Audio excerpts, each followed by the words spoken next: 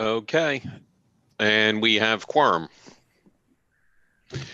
Stacy, would you do me a favor and just go through and do the roll call? And this is kind of everybody's cue that you're going to have to go off mic just so that we get it on the record that Okay. who's here. I just got the live stream set up. So we are officially on the record now, and just to confirm the members that are present, we have Chairman Joe Feiner. Hi. We have, excuse me, we have Claude Misery. I don't know how to say your last name, Claude. Misery. Misery. Okay. We have Sue Pierpont, and we have Sue. Can you speak? And I want to make sure we can hear you.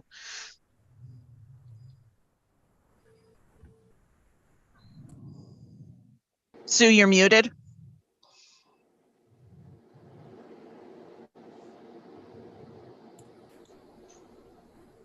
Sue, could you talk? Can you hear us? Okay, I think she's having difficulties and is going to try to log back in. And we also have Laura Fitch. Here. Okay, and Michelle Volovsky just entered the waiting room.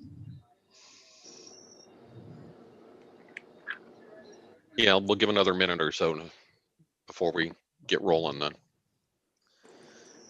Hi, Michelle. Can you just turn on real quick to speak and just let us know you can hear us and make sure we can hear you?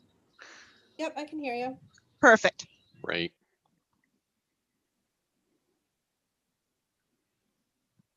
I joined through my computer too by accident. That's how I'm doing it. Sue, if you can hear us, if you could just speak and let us know that you can hear us. I can now. Can you hear me? Perfectly. Yes. Thanks. Okay, so we have quorum constituted. Yes. So we can get rolling. So first order of business, again, for the record, this is Joe Feiner, Chair. First order of business for the meeting minutes from the September 23rd, 2020 meeting. Everybody had a Yes. chance to take a look at them, or would you like to take a moment or two to review them? And if you're reviewing them on the meeting screen, you have to let Stacy know so that she can scroll up.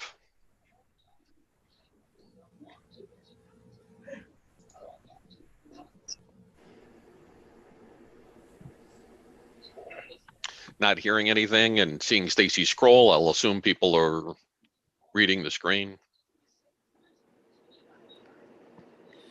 Laura here. I do have one item. Looks like paragraph 4 at the end. It says maybe conducting a home business within the regulated. I think that should say within the regulated area. Paragraph 4. It's the fourth paragraph 4. Yep. Do you see it? I think it should say yes, regulated right area. here. Yes, correct. Okay. Duly noted. Thank you.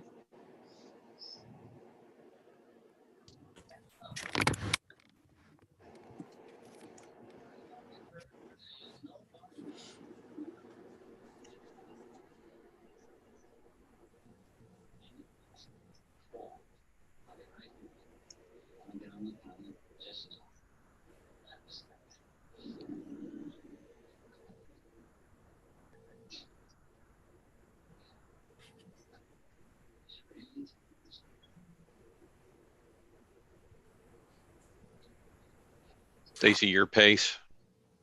I've already read through it. Okay. If anybody else needs the time, please let us know and we'll either slow down or back up. All set.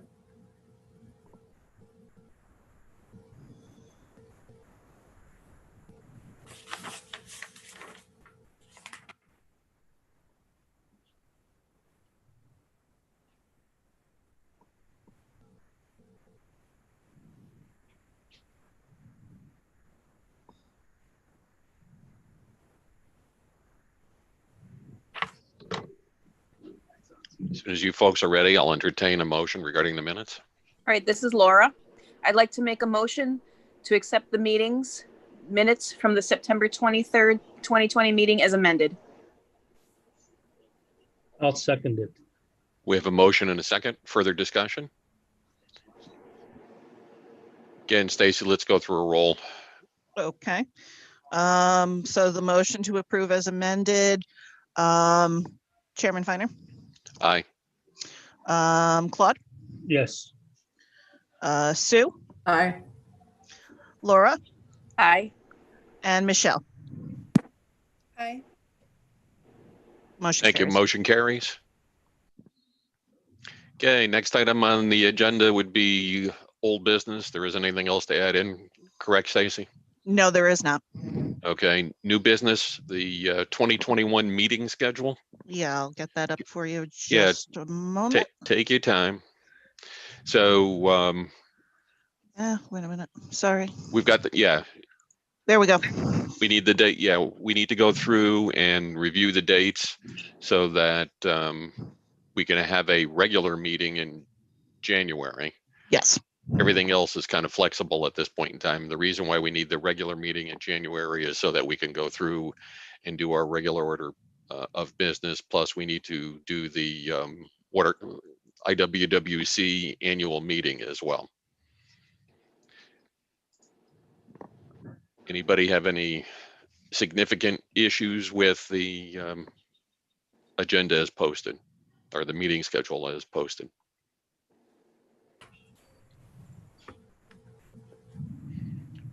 Again, as time progresses, we can always make modifications and have special meetings. All right, this is Laura. I would like to make a motion to accept the Inland Wetlands Watercourse Commission schedule of meetings for 2021 as presented. We have a motion. Do we have a second? A second. Motion and second. Further discussion? And once again, we'll go through real quick. Joe Finer, chair. Aye. Laura Fitch, aye. Sue Pierpont, aye. Michelle, would you be, Aye. Sorry. Thank you. Motion carries. Okay. Item number 2 under new business, the 2021 meeting schedule for the Conservation Commission. it's on Do you here, have that but I posted? don't have the actual schedule. I don't Okay. believe. Let me double check one thing really quick because maybe it was at the end of. No, That's fine. it's not. I'll vamp. Essentially, it's a quarterly meeting and it's just before the regular scheduled wetlands meeting. So we can assume, let me see, well, maybe we shouldn't assume. Laura, how do you want to do it? When was the last meeting?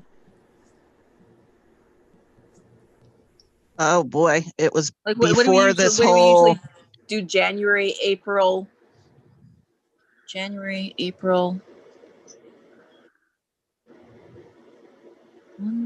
January. Yeah, I think honestly, the last meeting that was held was probably in January of last year because we would have been due the April, and I think we canceled. Yeah. Right. So if you want to do January, April, July. July, and October. October. I think that's what we normally. Yeah.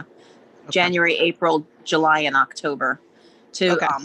6:30 is able to do usually that? when we meet before the 7 o'clock meeting. In the land use office. Correct. If it's a Zoom, would you be able to make it as a Zoom meeting as well? Oh, absolutely. Yeah, we can just start the this meeting earlier. This subcommittee or the Conservation Committee. Because I Can it- believe I raised my hand for this committee. Yes. So just for clarity, I'm sorry, that's going to be 6:30 before the normal inland wetlands meeting at the January 27th date, the April 28th date, the July 28th date, and the October 27th date Correct. in the land use office. Okay. Or Or Zoom. or via Zoom. Or via Zoom as needed. Yes. And for for the Zoom, if we're still doing that, just invite the entire commission. Okay. I think it'll be a little easier administratively for you. If I'm wrong, tell me if you want to make 2 meetings. No, we could definitely do it that way. I mean, an offshoot of the main Inland Wetlands Commission. You'd have to post them. You'd have to post them separately. Yeah, I would have to still post them separately. We publish a link on the website, but since it's the first one and not like it would be more complicated if it was the second meeting. So we should be okay. Okay. Frankly, from a technical standpoint, if we're zooming however you think it needs to be. So I'm just giving you options if it makes it any easier. Sure. Any other conversation on the Conservation Commission agenda or schedule for 2021?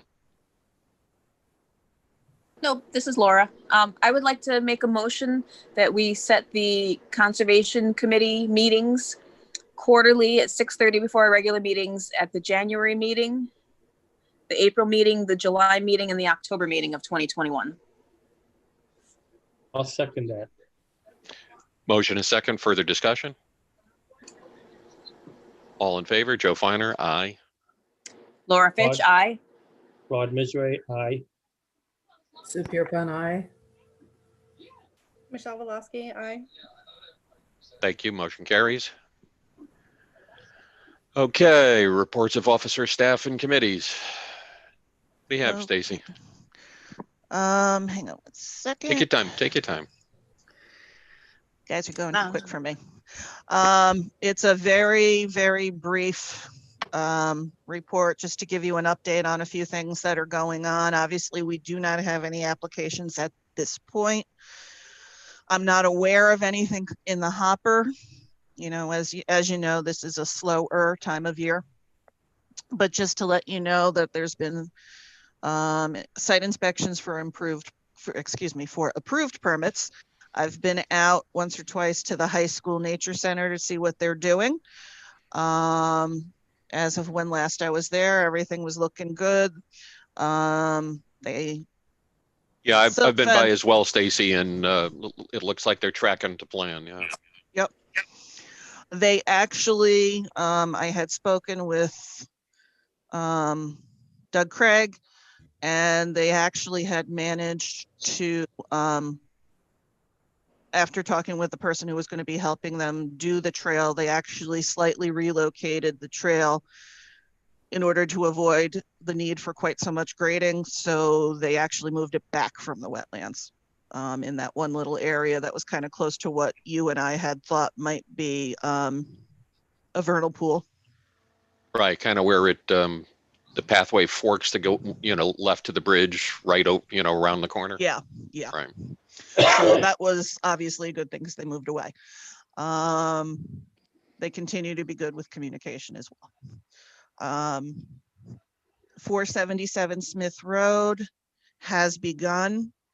You may recall this is the property that has all of the dump trucks. We finally, you guys saw what the conservation easement language in the map was going to look like. That got that took a little while, but it finally got addressed. And then I met out in the field 2 times with Mr. Famigletti Jr. He wanted to get started taking down the trees he needed to just towards the front of the property, largely because he wants to do the house first and get the site work done now with the plan to get the modular home installed in the spring, in the late spring to be specific. So I met him out in the field. We walked and he showed me the trees he was going to take down, and everything was according to plan. He then in the interim had his engineer come out and actually stake where the silt fence line had to go per the plans. And he installed it per what the engineer said, and then had me come out again to confirm the silt fencing was where it needed to be. They did that. They put in the hay bales as they were required to. They took down the trees. They then called me and let me know that they were hoping to bring in the fill for the front portion of the work area only, again, to have the area ready for when they can put the house in. And they have begun doing that. They are going to be putting in an anti-tracking pad right after the snowstorm. I went out yesterday. A nearby resident had a question, so I went out and double checked and confirmed the silt fence and the hay bales remain in the proper place. They're still towed in. They're still doing what they need to do. Even with all the rains last week, all of the material that they brought in is being properly contained in the work area. And they have stayed out of the stream area. I have to say communication's been very good. Whenever they have a question or some minor change comes up, they are letting me know. So there's that. Excellent. And then I don't know if there are any questions about that, but if not, then the next thing, the house project at 599 Walnut Hill Road. I had been checking on that all along. That kind of started right as I had started with you guys. And the house was completed a couple months ago. I did the final permit closeout. He is actually selling the house, and it's finished. He did come in and modified and added a deck in the back, but that was away from the wetlands area. But other than that, everything was fine. So that's just the site inspections I've been doing. Thank you. Miscellaneous, I had spoken with Chairman Feiner yesterday, I believe, just to give you guys a heads up, something for the new year, that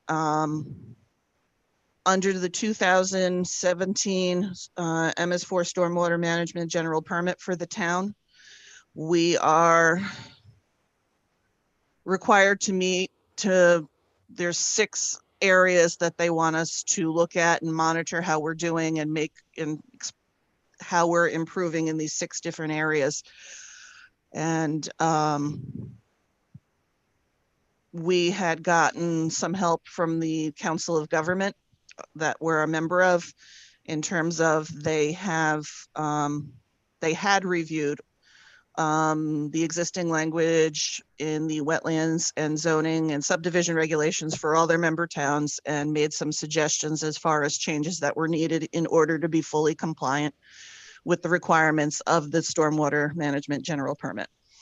Most of the changes are going to be subdivision and zoning based, but there are a couple for inclusion in the wetlands regulations. So they're not obviously ready this moment, but I'm just giving you a heads up that is something that we're going to want to get done within the next year. You got a rough idea of the types of changes, just general description? Really geared more towards including low impact development techniques, encouraging to the extent possible low impact development techniques, referencing to the fact that there's noticing requirements to DEEP for certain projects over a certain size. And we need to put that in our regulations, things like that. Okay. Just to get a rough feel for what we're talking about. Okay. So I am hoping to have that ready for January, and hopefully it can be straightforward and we can get it done and, have that out of the way. So that's okay. that. Yeah, if you'll put that on the agenda then. Sure. And just a reminder too, to have the again, our annual meeting on the agenda for next year. Sure. Thank you. Enforcement wise, excuse me, you will recall we had show cause hearings for both 206 Atwood and 126 Cables Lane. Yes. To date, up until about a week ago, I had not heard from either one. They were referred to our attorney to send a letter. And I also, in both cases, sent a first notice of citation. The 206 Atwood, our attorney actually had a state marshal, and I had issued all of the enforcement via state marshal as well, but he had his own state marshal do a second service, and that time we got lucky and he got it directly into his hands. Despite that, I have not heard back. It appeared when last I drove by that they might have been in the process of taking it down, so I have to go back out and see if, excuse me. Sorry about that. So it looks like that may resolve itself, hopefully. The second one, the Cables Lane matter. The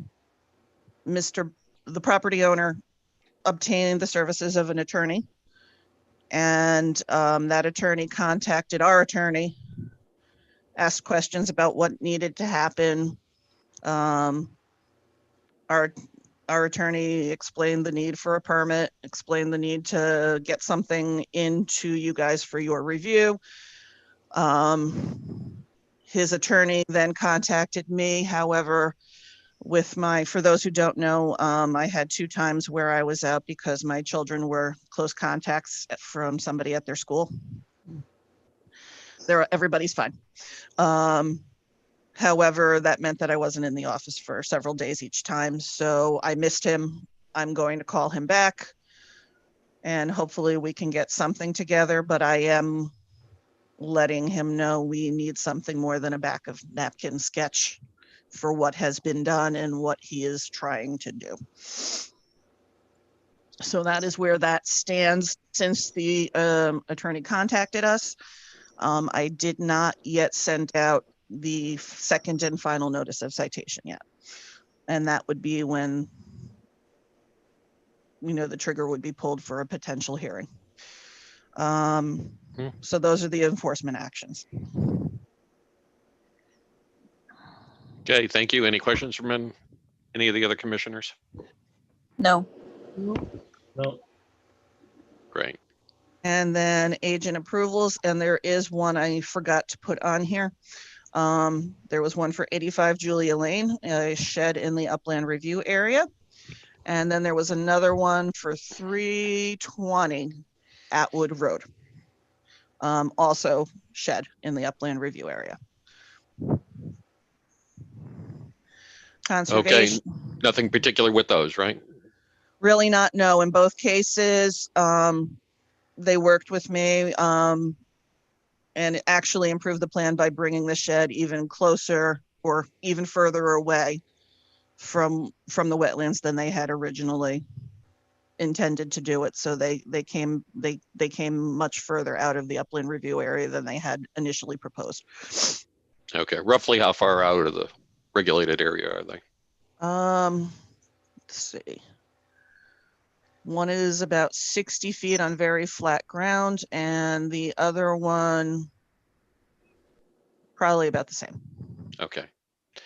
Generally, we don't take motions on the agent approvals, but we do kind of go through and make sure that all commissioners are satisfied with it and No don't have problem. any issues. So does anybody have any questions for Stacy regarding these or? Nope. No, Okay, thank you. Otherwise, right, they stand. Thank you, Stacy. No problem. And then the last heading is conservation. It's been pretty quiet on all of this. No recent applications have had a conservation easement on them, so that hasn't been a matter of concern. There had been an informal open space discussion with the property owner at 790 Old Northfield Road. He owns a good amount of acreage spread out over a couple of different properties. And he has an extensive renovation going on for his home. I think he was before you guys over the summer as pertained to some of that. He is preliminarily considering, maybe donating some portion of the property acreage for open space preservation. So just to let you know, that will likely eventually come before you when he's ready to move forward on that. And sustainable CT, as time permits, I continue to upload the information about things that have been done. The sticking point, as I noted here, remains the need for, there's kind of like a project we have to do. And COVID definitely limited some of the opportunities for what we can do. But we're still trying economic development, still trying some of the things that they're trying to do with the local businesses and such could potentially apply for the equity project. But that has been the sticking point. Thank you. Now, going back to that last one, the equity projects, does that have to be public-private? Can it be municipal only? How, what kind of an extent does that cover in order to find a, classify something as an equity project? The main thing about it, I mean, it can be a project that stems from any one of the other 9 headings, in terms of all the different facets of sustainability. It could be any sort of, it could be, how to compost. It could be anything. What we were talking about at the Conservation Commission, when last we met, in terms of what we were hoping to do up on the Doug Road property, that would have been great. Where I'm coming from too is, the town put in additional treatment facilities down at the water pollution control plant. Something like that qualify? What they're looking for, and hence why it's considered an equity project, is they're looking for inclusion of various different people, various different stakeholders. Okay. That sort of thing. So it's not so much just the town did it, but they're looking for something that the residents kind of pull together, that we try to get input from different groups of people. Okay. So like a minimum number of participants? I don't know. Okay. I wouldn't think so. I mean, I don't think we'd want it to only be 1 or 2 people. It's No, I get that. Yeah, but it doesn't have to be, like 500. No. Yeah, 30. You're right. 30% of the population or something. No, Yeah. no. Basically, like some people I was reading, what counted as a project for different towns, and they may have surveyed different groups, like different community groups, to get input on whatever the issue is, or had different groups help in the planning or in the implementation, that sort of thing. Okay. Again, obviously to be discussed in a January Conservation Commission. So yeah. Okay, thank you. No problem. And that's pretty much it, unless there's any questions.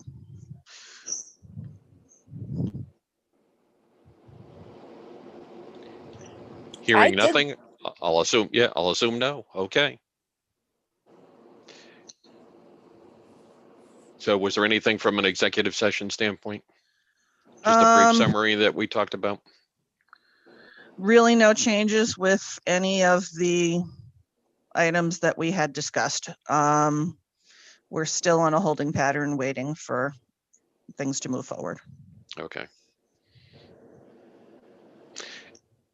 Any other items that the commissioners would like to bring up? I did see some Edmond did post that they did select somebody to start the project on Hickory Hill. That seemed like a long time ago that we looked at Hickory Hill. Yes, I know he's had his challenges trying to get that one ready to go, but good. Yeah, it said spring he's been 2021. hovering close for a little while, so it's good to hear that finally got, I know there will be a lot of people happy once that occurs. Yeah, he posted it was going to begin in spring of 2021 and go until fall of 2022. Long project. That's what, yeah, I mean, it's about right. As you guys know, that's a substantial project, so. Yeah.